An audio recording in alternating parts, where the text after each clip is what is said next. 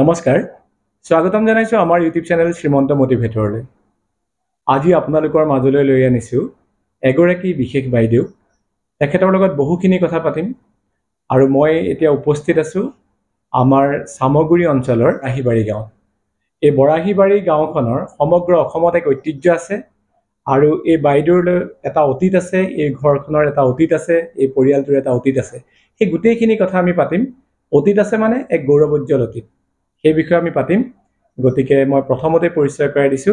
মোৰ লগত উপস্থিত থকা আমাৰ বাইদেউগৰাকী হৈছে শ্ৰদ্ধাৰ কস্তুৰী বৰবৰা বাইদেউ নমস্কাৰ জনাইছো সকলোকে আপোনাক স্বাগতম জনাইছো বাইদেউ আমাৰ চেনেললৈ হয় বাইদেউৰ লগত আমি বহুখিনি কথা পাতিম তাৰ আগত আচলতে মই বাইদেউৰ পৰিচয়টো বাইদেউ কোন হয় সেই বিষয়ে মই অলপ পিছলৈ ক'ম থাম্বনেইলটোত আপোনালোকে গম পাব পাৰে এই কাৰণে পিছলৈ ক'ম যে পিতৃ মাতৃৰ পৰিচয়তকৈও তেখেতৰ নিজৰ পৰিচয়টো এৰি প্ৰথম আপোনালোকে জানি লওকচোন অকণমান আচ্ছা বাইদেউ বৰ্তমান আপুনি থাকে গুৱাহাটীত হয়নে আচ্ছা গুৱাহাটীত আপুনি মই জনামতেতো আপুনি কোনো চাকৰি নকৰে মোৰ ব্যৱসায় হয় গতিকে আপুনি এগৰাকী উদ্যোগী মহিলা গতিকে আপোনাৰ যোগেদি অসমৰ বহু নাৰীয়ে আমি ভাবিছো উৎসাহ উদ্দীপনা পাব সেইকাৰণে মই প্ৰথম চাকৰি বা ব্যৱসায় সেই ক্ষেত্ৰটো মই টানি আনিছো আচ্ছা মই প্ৰথম জানিবলৈ বিচাৰিম আপোনাৰ কেনেকুৱা ব্যৱসায়ৰ লগত আপুনি জড়িত মই এটা ব্যৱসায় মেইন ব্যৱসায় মোৰ ৰিয়েল এষ্টেট দেন মেডিচিন আৰু মানে আপোনাৰ এইটো ৰেষ্টুৰেণ্ট ক'ত আছে আপোনাৰ ৰেষ্টুৰেণ্ট মোৰ গুৱাহাটীৰ পৰা অকণমান দূৰত আছে সোণাপুৰ বুলি কয় সোণাপুৰত ৰেষ্টুৰেণ্ট আছে আৰু মেডিচিন ব্যৱসায়ো সোণাপুৰতে আছে মেইনলি আৰু ৰিয়েল এষ্টেটটো মই গুৱাহাটী আৰু কলকাতাতো মোৰ মানে আছে হয় আচ্ছা মই আপোনাৰ লগত ইমান ট্ৰামছ আছে যদিও আজিহে গম পাইছো বাৰু কিন্তু এই ৰেষ্টুৰেণ্ট থকাৰ বিষয়ে মই গম পাওঁ আপোনাৰ ৰেষ্টুৰেণ্টখনৰ নাম কি আছে কেতিয়াবা গুৱাহাটী গ'লে সোমাম নিশ্চয়কৈ ৰেষ্টুৰেণ্টখন একচুৱেলি আমি J14 বুলি এটা চেইন আছে গুৱাহাটীত J14 আমি ফ্ৰেঞ্চাইজি লৈছো আৰু আমাৰ নিজাকৈ ফাইন ডাইন আছে আচ্ছা হয় আচ্ছা বাইদেউৰ ব্যৱসায়ৰ বিষয়ে মই থুলমূলকৈ আপোনালোকক ক'লো এতিয়া মই বাইদেউৰ অতীতটোলৈ উভতি আহিছো বাইদেউৰ অতীতটো কি জানেনে আপোনালোকে নিশ্চয় শুনিছে কমৰেড খগেন বৰবৰুৱাৰ নাম তেখেত এজন আমাৰ আমগুৰি সমষ্টিৰ মাননীয় বিধায়ক আছিল আৰু নিৰ্বাচনত তেখেতৰ শক্তিশালী প্ৰতিদ্বন্দ্বিতাতে পৰাজিত হৈছিল অসমৰ একালৰ মুখ্যমন্ত্ৰী বিমলা প্ৰসাদ চলিহাদেৱ হয়নে মই এই কথাটোৰ কাৰণে মানে তেখেতৰ নামটো লৈছো চলিহাদেৱৰ যিহেতু তেখেত কেনেকৈ এজন শক্তিশালী ৰাজনীতিবিদ আছিল কেনেকৈ তেখেতে অসমৰ ৰাজনীতিৰ ক্ষেত্ৰখনত নিজৰ যাত্ৰা মানে আগুৱাই লৈ গৈছিল সেই বিষয়ে এটা মই আপোনালোকক মানে ৰেঙনি দিবৰ কাৰণেহে মই এই কথাষাৰ ক'বলগীয়া হ'ল প্ৰথম 1957 চনত নিৰ্বাচন হৈছিলে তেখেত পৰাজিত হৈছিলে কিন্তু নাই দেউতা পৰাজিত হোৱা নাছিলে সেই 1957 চনতে বিমলা প্ৰসাদ চলিহাদেৱক 58 চনত জ্যোতিৰ্ময় নাই 57 1957 মোৰ পঢ়াটো ভুল হৈছে মই 1957 তেতিয়া মানে তেওঁ বিমলা প্ৰসাদ চলিহাদেৱক তেতিয়াতে 55,000 ভোটৰ ব্যৱধানত মানে পৰাজিত কৰিছিলে আৰু তেতিয়া বিমলা প্ৰসাদ চলিহাদেৱে বৰাকৰ পৰা মানে উপনিৰ্বাচনত মানে তেওঁ তাৰ পৰা মানে জয়ী হৈ মুখ্যমন্ত্ৰী হৈছিল অসমৰ এটা কিন্তু খুব ভাল কথা দেই আজিৰ যিটো ৰাজনীতি আৰু তেতিয়াৰ ৰাজনীতিৰ মাজত বহুত পাৰ্থক্য আছে বহুত পাৰ্থক্য বুলি ক'ব পাৰি একচুৱেলি মই জ্যেষ্ঠ বহুত ব্যক্তিৰ মুখত শুনিছো যে এটা সময়ত ভোট দিবৰ কাৰণে বিমলা প্ৰসাদ চলিহাদেৱ আৰু খগেন বৰবৰুৱা দেৱ মানে আপোনাৰ পিতৃ দেৱ বুলিয়ে কৈছিল আৰু ধ্যান পাব সেই দুয়োজনে একেটা মঞ্চৰ পৰাই বোলে কেম্পেইন কৰিছিলে একেবাৰে সঁচা কথা দেউতাৰ মুখত শুনিছিলো মই যদিও বা বহুত সৰু আছিলো সেই সময়ত দেউতাৰ মুখত সেই কথাবোৰ একচুৱেলি সাধু কথাৰ দৰে লাগিছিল এতিয়াহে আমি ধৰি লওক উপলব্ধি কৰিব পাৰিছো মানে সত্যতাটো তেতিয়া মানে কেনেকুৱা আছিলে দেউতাটো কমিউনিষ্ট আছিলে দেউতা আছিলে যে ৰিভলিউচনাৰী কমিউনিষ্ট RCPI আৰু দেউতা কি আছিলে যিহেতু বিপ্লৱী আছিলে তেওঁলোকৰ কমিউনিজমটো কেনেকুৱা কমিউনিষ্ট মানে হ'ল যে সব ৰাইজক দিয়া তোমাৰ ওচৰত যদি সমান 100 টকাও যদি আছে সেই 100 টকাও ৰাইজকে বিলাই দিয়া তেওঁলোকৰ মানে এইটো আছিলে আৰু তেতিয়া কি হ'ল দেউতাৰ হাতত ঠিক তেনেকে ধৰণে এখন পেণ্ডেল দি ইলেকশ্যনত মানে কেম্পেইন কৰা বা মিটিং এখন এৰেঞ্জ কৰা দেউতাৰ মানে এনেকুৱা ধৰণৰ মানে নাছিলে আৰ্থিক সামৰ্থ্য নাছিলে তো দেউতাই কি কৰিছিলে বিমলা প্ৰসাদ চলিহাদেৱে যেতিয়া মিটিং মানে তেওঁ পেণ্ডেল দি মিটিং কৰে তেওঁ তাত বক্তৃতা দি আহে আৰু তেওঁ কৈ আহে যে মোৰ পিছত এতিয়া বৰবৰুৱা আহিব দেই আপোনালোক নাযাব ৰাইজ যে বৰবৰুৱা আহিব বৰবৰুৱা বক্তৃতাটো আপোনালোকে শুনিব আৰু আচৰিত কথা মানে এবাৰ দেউতা তেনেকে কেম্পেইন কৰি থাকোতেই দেউতাৰ মানে হাতত একেবাৰে মানে পইচা নাছিলে দিখৌমুখৰ অঞ্চলত নেকি তেতিয়া মানে দেউতাই বিমলা প্ৰসাদ চলিহাদেৱক লগ পালে ক'লে মোৰ ওচৰততো পইচা নাই চলিহাদেৱ কিবা এটা দিয়ক তেখেতে তেতিয়া 500 টকা এটা সেই সময়তে দি সহায় কৰা বুলি মই মাৰ মুখত শুনিছিলো আৰু আচৰিত লাগে ভাবিলে 50,000 আৰু আচৰিত লাগে ভাবিলে যে তেতিয়া চাওক তেওঁৰেই মানে প্ৰতিদ্বন্দ্বী মানে বিমলা প্ৰসাদ চলিহাদেৱৰে প্ৰতিদ্বন্দ্বী মোৰ পিতৃ আছিলে তেওঁ তেতিয়াও যে মানে পিতৃক যে মোৰ এগেইনষ্টত গৈ তেওঁ হয়তো জয়ী হ'বও পাৰে বুলি ভাবি নিদিয়াকেও হয়তো পইচাটো থাকিব পাৰিলেহেঁতেন কিন্তু সেই তেতিয়াৰ সততা বা তেতিয়া মানে যিটো পলিটিক্স ৰাজনীতি সঁচাকৈ শলাগিবলগীয়া সঁচাকৈ সেয়া মূল্যবোধৰ ৰাজনীতি আৰু সেইকাৰণে আমিতো ৰাজনীতিৰ পৰা বহু যোজন আঁতৰত এটা সময় জড়িত আছিলো আৰু সেইটো বেলেগ কথা কিন্তু এতিয়া ৰাজনীতিবিদবিলাকৰ যিবিলাক কথা নিৰ্বাচন যদি আহে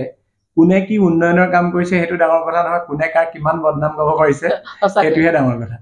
কিন্তু আপোনালোকৰ পিতৃদেৱে বা বিমলা প্ৰসাদ চলিহাদেৱে তেখেতলোকে যি ৰাজনীতি কৰিছিলে সেই ৰাজনীতি কিন্তু এতিয়া অতীত হৈ গ'ল কিন্তু অতীতটো আচলতে অতীতৰ যি প্ৰাসংগিকতা সেইটো বৰ্তমানতো থাকিব লাগে আৰু তেতিয়াহে মূল্যবোধৰ ৰাজনীতি হ'ব আৰু তেতিয়াহে এখন দেশৰ সৰ্বাংগীন উন্নতিৰ ক্ষেত্ৰত আচলতে কামনা কৰিব পাৰিব মানে আমি কামনা কৰিব পাৰিম আচলতে কি সেইটোৱে অতীত নহলে বৰ্তমানটো নহয় জানো আমিতো আচলতে ৰাজনীতিৰ পৰা ময়ো বহু দূৰত যদিও ৰাজনীতি পৰিয়ালৰে আমি কি জানেনে আপুনি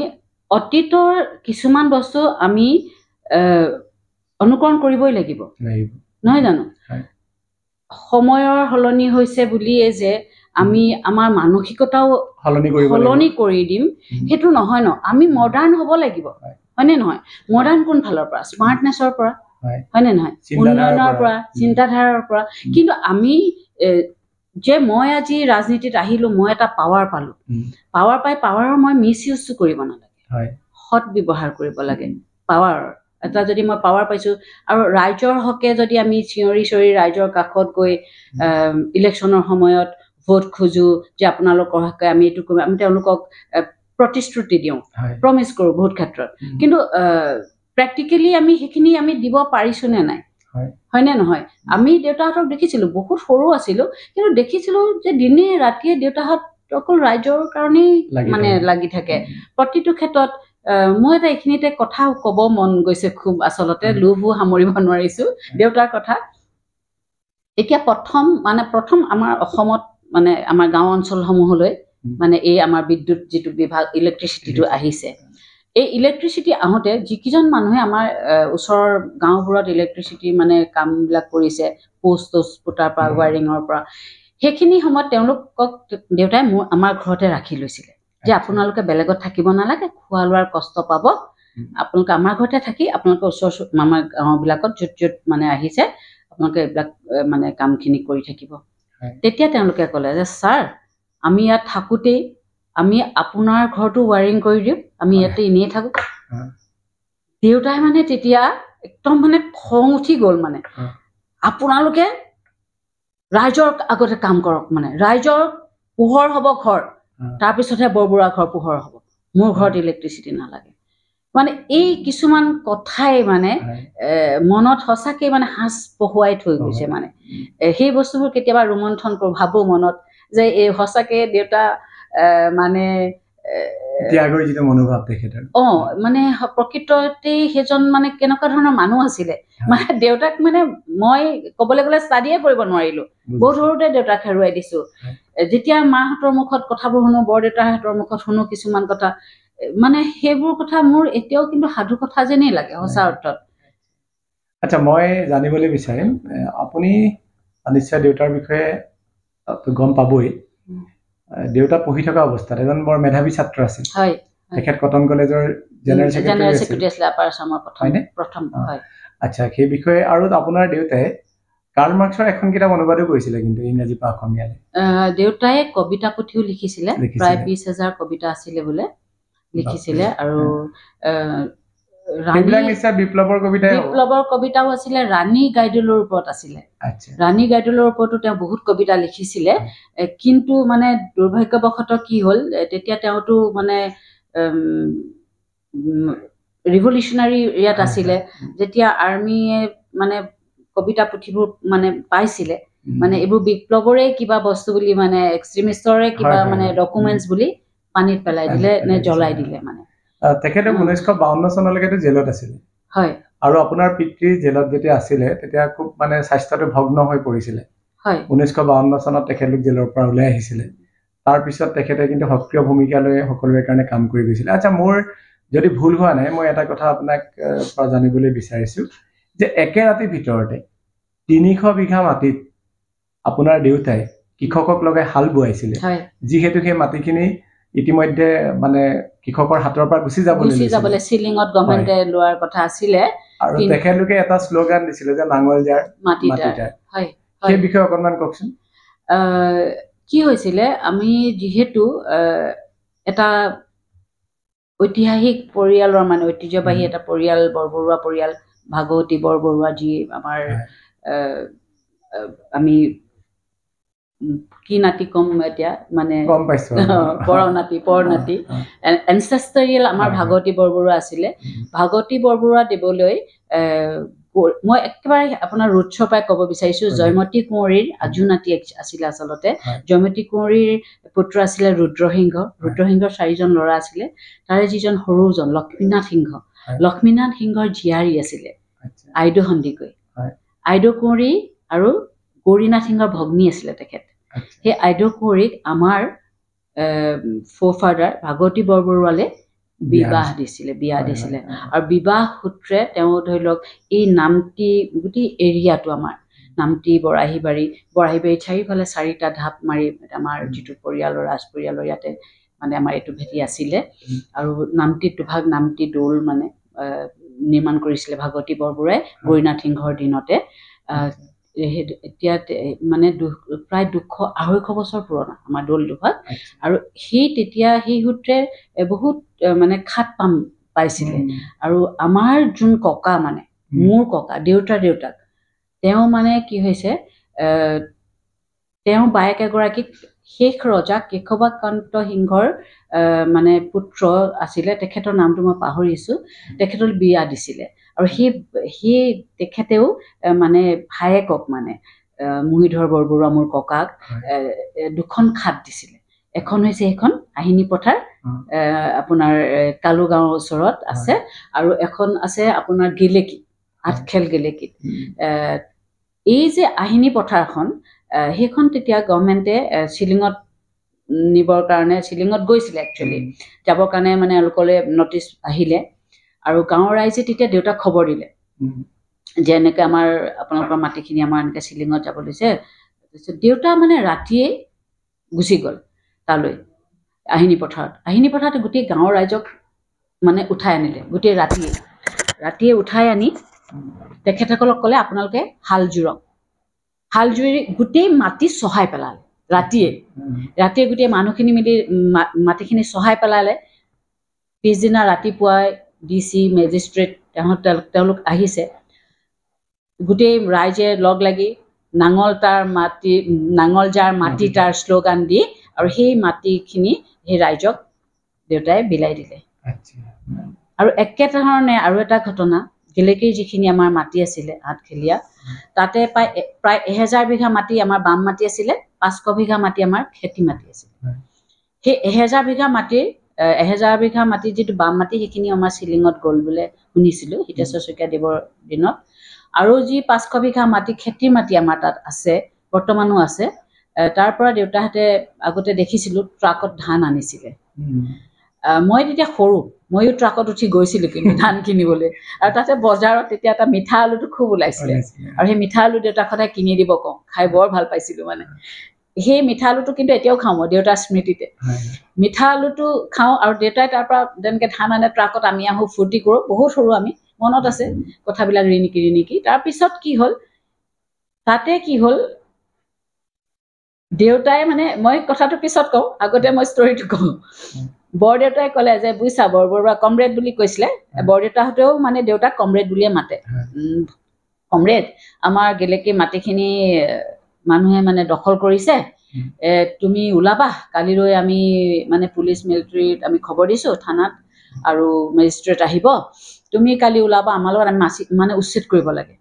মানে যোনে দখলকাৰীখিনিক উচ্ছেদ কৰিব লাগে তুমি কালি ওলাবা দেই গেলেকীলৈ আমি 9টাত কালি গেলেকীলৈ যাম পিছদিনালৈ ৰাতিপুৱা হ'ল দেউতা বৰদেউতাহঁতে ক'লে কমৰেড তুমি ৰেডি হৈছানে কৈছে ঠিক আছে ককাইদেউ তোমালোক আহি থাকা মোৰ নামটিত কাম এটা আছে মই নামটিত কামটো কৰি তোমালোকক মই গেলেকীত লগ পাম ডাইৰেক্ট আমি গেলেকীত গৈ তোমালোকক মই তাতে লগ কৰিম তোমালোক আহি থাকা মেজিষ্ট্ৰেট টেজিষ্ট্ৰেট লৈ পুলিচ আহা মই তাতে তোমালোকক লগ কৰিম গ'ল কথা গ'ল দেউতা গুচি গ'ল দেউতাইতো আৰু চাইকেল এখন লৈহে ঘূৰি ফুৰে এফালৰ পৰা বৰদেউতাহঁত গাড়ী চাড়ী লৈ এনেকৈ গ'ল আৰু গেলেকী পালেগৈ পইণ্টত য'ত আমাৰ মাটিখিনি আছে তাত গৈ দেখিছে মানে যোনখিনি মানুহে আমাৰ মাটিখিনি খাই আছিলে দখল কৰি আছিলে সেই মাটিখিনি মানুহখিনি গোটেই লাইন কৰি থৈ দিছে দেউতাই আৰু সন্মুখত দেউতা গম পাইছনে গোটেই মানুহখিনি লাইন হৈ আছে দেউতা সন্মুখত কৈছে তোমালোকে প্ৰথম গুলিটো মোক মাৰি লোৱা তাৰপিছতহে তোমালোকে দখলকাৰীক মানে উচ্ছেদ কৰিব পাম দেউতাই মনে মনে ইতিমধ্যে আচলতে সেই খেলটো দেউতাই খেলি থৈছে আধিয়া পত্তা দি দেউতাই তেওঁলোকক অলৰেডি দেউতাই বহাই থৈছে বৰদেউতাহঁতে কথাখিনি নাজানে তেতিয়া ক'লে আৰু যে কমৰেডৰ লগত নোৱাৰি আৰু তাৰপিছত সেই পুলিচ মিলিটাৰীলৈ বৰদেউতাহঁত ঘূৰি আহিলে আচ্ছা মই এতিয়া আহোঁ আপোনালোকৰ পৰিয়ালৰ ক্ষেত্ৰলৈ মানে আপোনাৰ বাই ভনী ককাই ভাই কেইজন আছিল আমাৰ আমি ছোৱালী 5জনী ল'ৰা এজন চবতকৈ ডাঙৰ আমাৰ বাইদেউ এগৰাকী আছিলে তাৰপিছত দাদা আছিলে তাৰপিছত আমি 4গৰাকী আৰু মই একেবাৰে কনিষ্ঠা সৰু ডাঙৰ বাইদেউগৰাকী আছে তাই ডিব্ৰুগড়ত থাকে ভিন্দু তেওঁক হয়তো প্ৰায় সংখ্যকে চিনিও পাব পাৰে তেওঁ এজন নাম জ্বলা ডক্টৰ হয় ডক্টৰ গিৰিন গগৈ মেডিচিনৰ ডক্টৰ তেওঁ বাইদেউ আছে ভিন্দু আছে আৰু তাৰপিছত দাদা আছিলে দাদা যোৱা বছৰ মাৰ্চত তেওঁ ঢুকাইছে আৰু দাদাৰ বৌ আছে তেওঁলোক গুৱাহাটীত মানে এষ্টাব্লিছ গুৱাহাটীতে তেওঁলোকে স্থায়ী হেৰি কৰিলে আৰু তাৰ পিছৰ গৰাকী বাইদেউ আমগুৰিত থাকে তাইও আছে তাই ভিন্দুও আছে ভিন্দু ব্যৱসায় কৰে তাই স্কুলৰ টিচাৰ আছিলে শিক্ষয়িত্ৰী তাই এতিয়া ৰিটায়াৰ কৰিলে এই যোৱা ছেপ্টেম্বৰ জুনত নেকি বাইদেউৰ নাম কি তাইৰ নাম ৰেখা বৰবৰুৱা ডাঙৰ বাইদেউৰ নাম ইনু বৰবৰুৱা গগৈ আৰু তাৰপিছৰ দাদাৰ নাম আছিলে মন্টু বৰবৰুৱা আৰু তাৰপিছৰ এই আমগুৰি বাইদেউ ৰেখা বৰবৰুৱা বুঢ়াগোহাঁই তাৰপিছৰ গৰাকী বাইদেউ তাই ঢুকালে তাইৰ নাম আছিলে জুৰি কোঁৱৰ জুৰি বৰবৰুৱা কোঁৱৰ সেই ভিন্দৌ ঢুকালে ভিন্দৌ ডক্টৰ আছিলে ডক্টৰ প্ৰবীণ কোঁৱৰ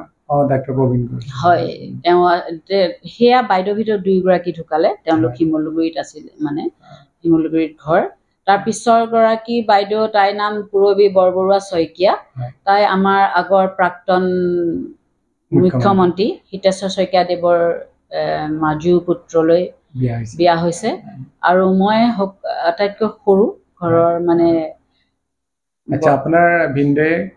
চাকৰি কি ডিপাৰ্টমেণ্টত কৰিছে এওঁ ট্ৰান্সপৰ্ট ডিপাৰ্টমেণ্টত দ্বিতীয় আছিলে এওঁ ৰিটায়াৰ কৰিলে এই যোৱা 1 জুলাইত এওঁ ৰিটায়াৰ কৰিছে আৰু এওঁ ঘৰ গুৱাহাটী সোণাপুৰতে ঘৰ এওঁ নাম ৰূপজ্যোতি কলিতা আচ্ছা মই জানিবলৈ বিচাৰিম আপোনাৰ পৰা আপোনাৰ পঢ়াৰ জীৱনটো মানে ক'ত আৰম্ভ কৰিছিলে আৰু ক'ত শেষ কৰিছিলে মানে LP স্কুল ক'ত পঢ়িছিলে মই সেইটো দিব লাগিব পঢ়াৰ কথা ক'লে অকণমান সুকেও খুন্দা মাৰি ধৰে সঁচা অৰ্থত মোৰ LP স্কুলখন মই বৰাহিবাৰী যিখন আমাৰ MV স্কুল তাত আৰম্ভ কৰিছিলোঁ সেই স্কুলখনত দেউতাৰ মানে প্ৰতিষ্ঠাপক চেয়াৰমেন আছিলে বহুত স্কুল প্ৰতিষ্ঠা কৰিছে দেউতাই পঢ়া মই বৰাহিবাৰী MV স্কুলৰ পৰা মই LP পাছ কৰিছিলোঁ আৰু ME ষ্টেণ্ডাৰ্ডটো মই MV স্কুলৰ পৰাই পাছ কৰিছিলোঁ মায়ে মোক সামগ্ৰী স্কুললৈ বাকী বাইদেউহঁত সামগ্ৰী স্কুলত দি দিলে ME ষ্টেণ্ডাৰ্ডৰ পৰা কিন্তু দেউতাই মোক বৰাহিবাৰী MV স্কুলৰ পৰা যাবলৈ নিদিলে যে ঘৰৰ সৰু আছিলোঁ আৰু দেউতাৰ লাডলি বুলি শব্দটো ব্যৱহাৰ কৰিছোঁ বৰ্তমান প্ৰচলিত শব্দ দেউতাৰ মই খুব বেছি যে এটা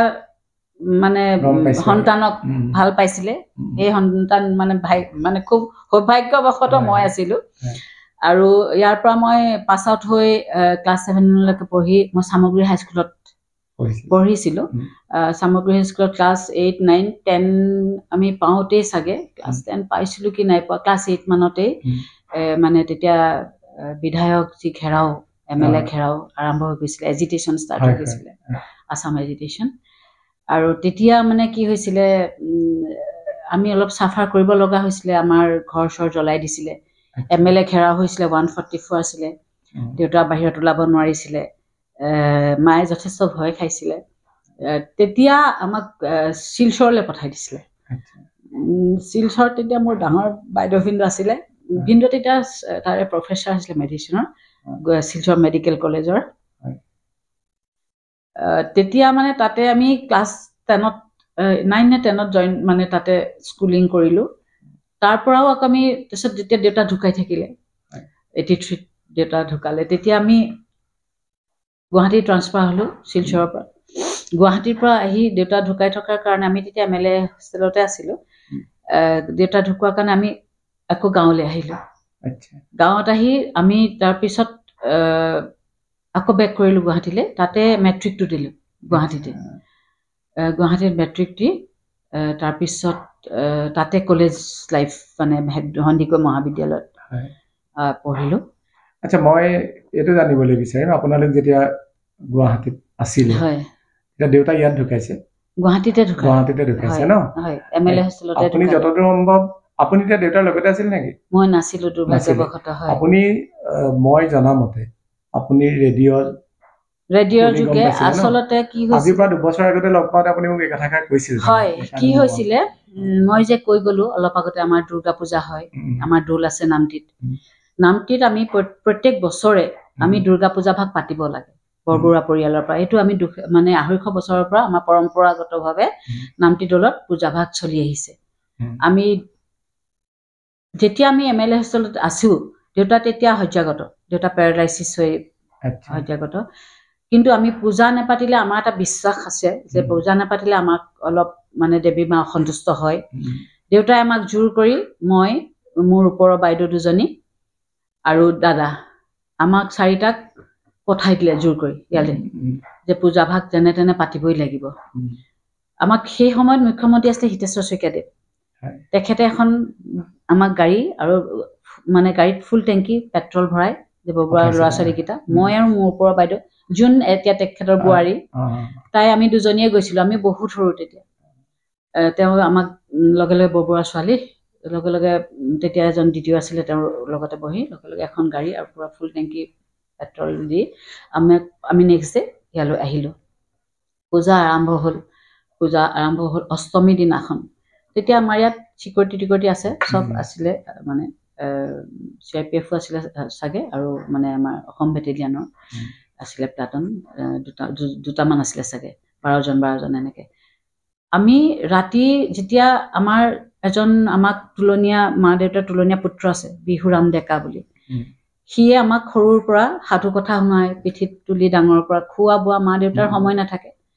সিয়ে আচলতে ডাঙৰ কৰা বুলি আমাক ক'ব লাগিব সি আমাৰ কাৰণে মাও আমাৰ কাৰণে দেউতা সি ৰাতি ফিচাৰী আছে আমাৰ ফিচাৰীত ফ্ৰেছ মাছ মানে মাৰি ভাত বনাই খাবলৈ দিছে আমি মানে খাব পৰা নাই ভাতটো মই কৈছোঁ সি খুৱাইও দিছে মোক মই কৈছোঁ ইমান বেয়া ভাত বনাইছ ইমান বেয়া মাছ বনাইছ নাখাওঁ তেতিয়া অলৰেডি দেউতা ঢুকাইছে তাৰমানে সেইকাৰণে খাব পৰা নাই আমি নাজানো কিন্তু তেতিয়া WT মেছেজ অলৰেডি থানালৈ আহি গৈছিল কিন্তু থানাই ভয় খালে যে ল'ৰা ছোৱালীকেইটা অকলে আছে OCয়ে বহুত ভয় কৰিলে যে তেহেঁতক সৰু সৰু ল'ৰা ছোৱালী এতিয়া যদি খবৰটো দি দিওঁ বহুত দিগদাৰ হৈ যাব OCয়ে মানে আমাক কোনোমতে খবৰটো ৰাতি নিদিলে পিছদিনাখন বাইদেৱে আমি নিউজটো শুনা আমাৰ অভ্যাস ৰেডিঅ' নিউজটো শুনিছোঁ প্ৰথম নিউজটোৱে কৈছে প্ৰতাপ বৰদলৈদেৱৰ নিউজ আছিলে তেওঁ পাঠ কৰিছে তেওঁ প্ৰথম শব্দটোৱে কৈছে প্ৰাক্তন বিধায়ক বুলি কৈছে লগে লগে মই বাইদেউক কৈছোঁ দেউতানী মানে ক'ব নোৱাৰোঁ মুখৰ পৰা অট'মেটিক ওলাই গৈছে দেউতানী বাইদেউ তাই হাৰ্টৰ পেচেণ্ট আছিলে তাই ফেইণ্ট হৈছে মই ফেইণ্ট হৈছোঁ লগে লগে যেতিয়া চেঞ্চ আহিছে দেখিছোঁ মানে গোটেই মানুহ চবফালে মানুহ কোনোবাই ভৰি তেল মালিচ কৰি আছে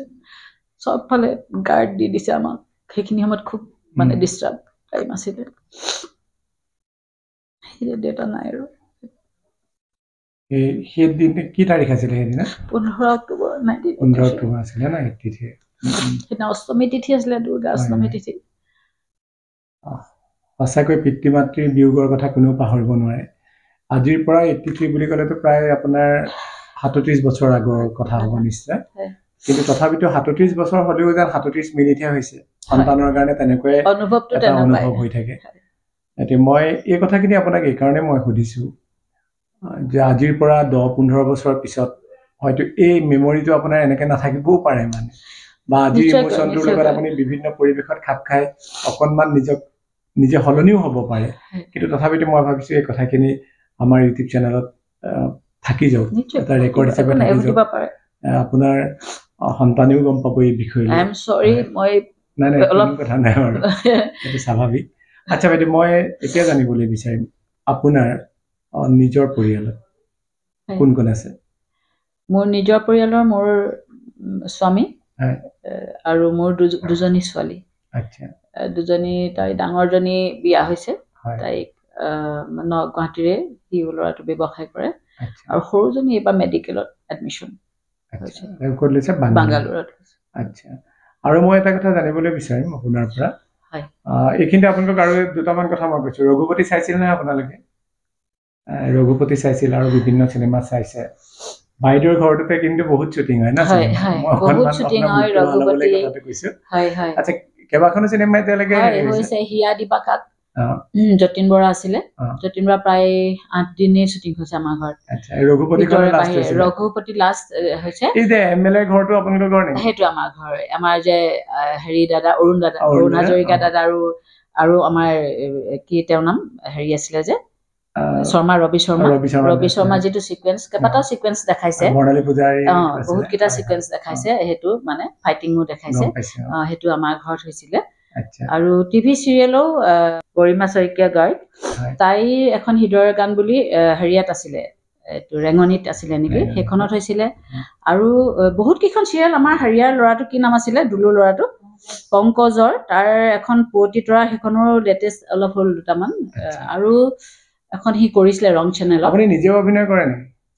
মই আচলতে অভিনয় বুলি নহয় মই প্ৰডাকশ্যনতহে আছিলোঁ মই 2012 চনত এখন তেতিয়া খুব ভিডিঅ' চিডি বিলাক চলিছিলে তৰা মাই বুলি এখন ভিডিঅ' চিডি বনাইছিলোঁ মোৰ দুজনী বন্ধুৰ সৈতে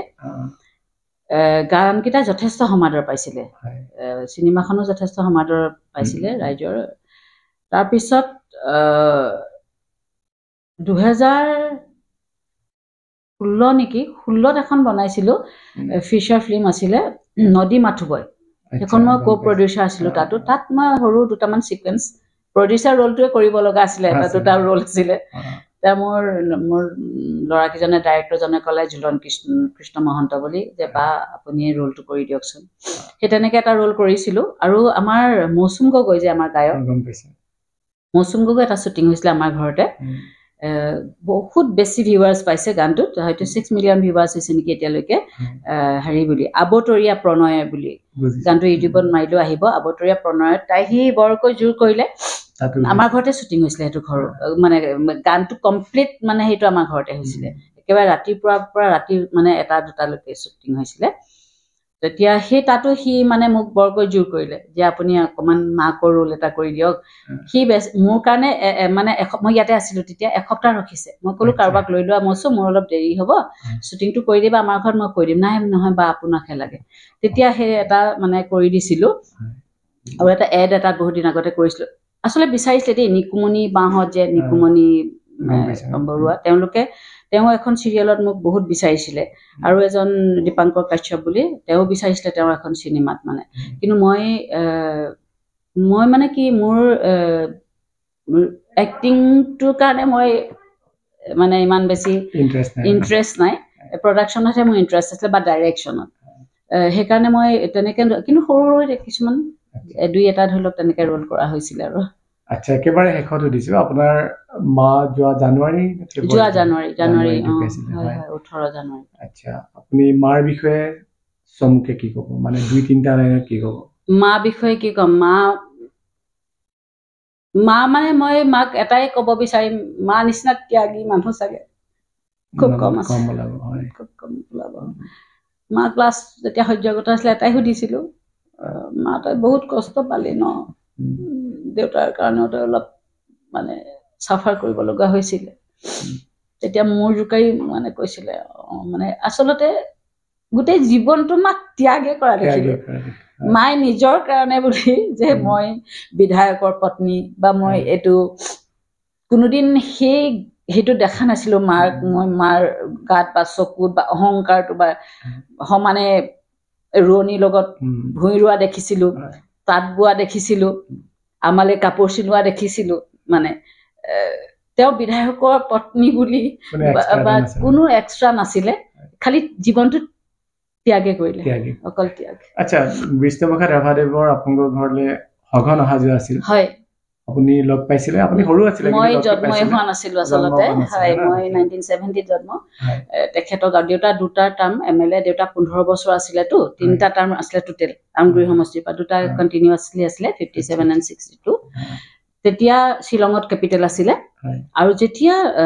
আণ্ডাৰগ্ৰাউণ্ড হৈ আছিলে দেউতাহঁত ৰিভলিউশ্যনৰ যেতিয়া পিৰিয়ডটোত আছিলে তেতিয়া বিষ্ণুপ্ৰসাদ ৰাভাদেৱৰ লগত খুব সান্নিধ্যত আছিলে দেউতা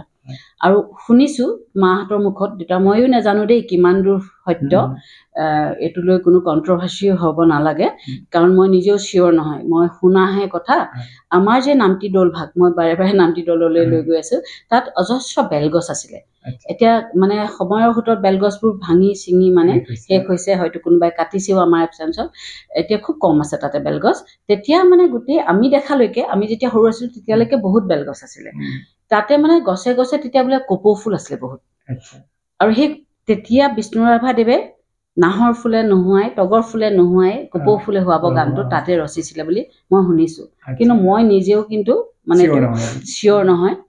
সেইকাৰণে এইটো লৈ কোনো ধৰণৰ ধৰি লওক মানে হেৰি হ'ব নালাগে কণ্ট্ৰভাৰ্চি হ'ব নালাগে কিন্তু মই যিটো শুনিছিলোঁ সেইমতেহে মই ধৰি লওক কৈছোঁ আৰু বিষ্ণু ৰাভাদেৱৰ যিগৰাকী বৰ্মা আছিলে তেওঁ সেই সময়তো দেউতাৰ খবৰ ল'বলৈ আহিছিলে মোহিনী ৰাভা বৰ্মা তেখেত আহিছিলে আমি যেতিয়া MLA হোষ্টেলত আছিলোঁ তেতিয়া আমি 106 নম্বৰ হেৰি আছিলে আমাৰ প্ৰথমতে 10 নম্বৰ আছিলে পিছত আমাৰ 106লৈ আমাক চিফ্ট কৰিলে আমাক মানে হেৰি দিলে তাৰপিছত তেতিয়া মোহিনী ৰাভা বৰ্মা আহিছিলে দেউতাৰ খবৰ ল'বলৈ আৰু দেউতাৰ ঢুকোৱাৰ পিছত ইয়াতে তেওঁলোকে দেউতাৰ এখন স্মৃতিচৰণ অনুষ্ঠান পাতিছিলে আমাৰ চামগুৰি ৰাইজসকলে মিলি আমগুৰি চামগুৰি তেতিয়া সেই মোহিনী ৰাভা বৰ্মা তেতিয়া লাষ্টৰ তেওঁক লগ পাইছিলোঁ তেওঁ সান্নিধ্যত শেষৰ বাবে আহিছিলোঁ কিন্তু মায়ে কোৱা মতে মা আৰু দেউতাৰ বিয়াখনো মানে বিষ্ণু ৰাভাৰ বৰদেউতাই মানে ঠিক কৰাই দিছিলে জোৰ কৰি দেউতাই মানে বিয়া নকৰা বুলি আছিলে যে মই ৰাইজৰ কামেই কৰি জীৱনটো উৎসৰ্গা কৰিম কিন্তু বিষ্ণু ৰাভাদেৱে মানে মা দেউতাৰ বিয়াখন মানে জোৰ কৰি মানে পাতি দিছিলে বুলি মানে শুনিছিলোঁ মাহঁতৰ মুখত আপুনিতো সক্ৰিয় ৰাজনীতিত নাই মই সক্ৰিয় ৰাজনীতিত নাই বহুত দূৰত মই এই কাৰণে এই কথাটো শুনাইছোঁ যিহেতু MLAৰ কন্যা কোনোবাই ভাবিব পাৰে যে শ্ৰীমন্ত দত্ত আকৌ কেনেবাকে এনেকে বেকা বেকিকে গৈ হ'লেও ৰাজনীতিত কিবা জড়িত নেকি নেভাৰ কোনোদিনে মোৰ জীৱনকালত আপোনালোকে মোক ৰাজনীতিত নেদেখে ভোটটো দিম এজন নাগৰিক হিচাপে তাৰ বাদ বাকী মই কোনো দলীয় ৰাজনীতিত জড়িত নহয় গতিকে বাইদেউ ৰাজনীতিত নাই এটা সময়ত বাইদেউ যেতিয়া অকণমান ৰাজনীতিৰ লগত জড়িত আছিলে বাইদেউৰ লগত মোৰ সম্পৰ্ক আছিলে আমি কিন্তু ফটোও তোলা নাছিলোঁ যিহেতু বাইদেউ ৰাজনীতিৰ লগত জড়িত আছিলে বুলি আৰু মই এতিয়া আটাইতকৈ সুখী যে বাইদেউ সক্ৰিয় ৰাজনীতিত নাই আৰু সেইকাৰণে বাইদেউ আজি সাক্ষাৎকাৰটো ললোহি একেবাৰে শেষ প্ৰশ্ন মোৰ আপুনি এগৰাকী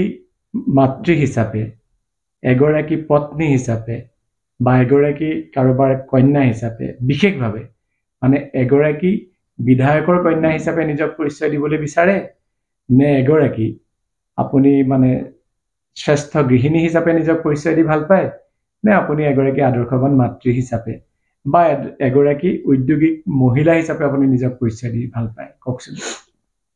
আচলতে চাওক মই মহিলাসকলৰ কাৰণে বিশেষকৈ কৈছোঁ আমাৰ কি হয় যেনেকৈ হ'লে এটা চাকৰি ল'ব লাগে নহয়নে গভৰ্ণমেণ্ট চাকৰিটো আটাইতকৈ মানে যে গভৰ্ণমেণ্ট চাকৰি লাগে দেই গভৰ্ণমেণ্ট চাকৰি এটা পাবই লাগিব এই মানে কোম্পানী চাকৰি কৰে নেকি মানুহে কোম্পানী চাকৰি মানে কোনো স্থায়িত্ব নাই মানে এনেকুৱা ধৰণৰ বা ব্যৱসায় কৰি এজনী মানুহ এষ্টাব্লিছ হ'ব পাৰে নেকি এইটো এনেকুৱা ধৰণৰ বা বিভিন্ন ধৰণৰ মানে অবষ্টেকলছবোৰ আহে কেনে যেনেকুৱা ধৰি লওক ঘৰুৱা প্ৰব্লেম আহি যায় যে ঘৰখনো চাব লাগে ব্যৱসায়ো চাব লাগে বা চাকৰিটো যাব লাগে মানে প্ৰত্যেকৰ ক্ষেত্ৰত যাৰ যাৰ নিজৰ নিজৰ ধৰি লওক এটা হেৰি আছে যোন কোনোবাই ব্যৱসায় বা কোনোবাই মানে চাকৰি জীৱনৰ ঘৰখনো মই ভাবো আমি যিয়ে নকৰোঁ আমি ব্যৱসায় কৰোঁ বা আমি চাকৰি কৰোঁ বা আমি আন পলিটিক্সেই কৰোঁ যি নকৰোঁ কিন্তু এগৰাকী মাতৃ হিচাপে মাতৃৰ প্ৰধান দায়িত্ব কিন্তু সন্তানক সময় দিবই লাগিব আৰু সন্তানক আপুনি সেই মানে বস্তুটো মানে তেওঁলোকক এয়া কৰাব লাগিব যিটো যে অনুভৱ কৰাব লাগিব মানে অনুভৱ কৰাব লাগিব যে তুমি আজিৰ সন্তান কাইলৈ তুমিও কাৰোবাৰ মাতৃ বা কাৰোবাৰ পিতৃ বা নহয় জানো এনেকুৱা ধৰণৰ হবা বা এখন সমাজ মানে সুস্থ সমাজ এখনত মানে গঢ় দিবলৈও মানে মাতৃৰ ভূমিকাটো বহুত বেছি কাৰণ কি হয় আৰু আমাৰ এনেকুৱা হয় দেই আমি পিতৃপ্ৰধান দেশ হিচাপে আমাৰখন স্বীকৃত নহয় জানো আৰু আমাৰ মানুহবোৰ কি হৈ যায় আমি সদায়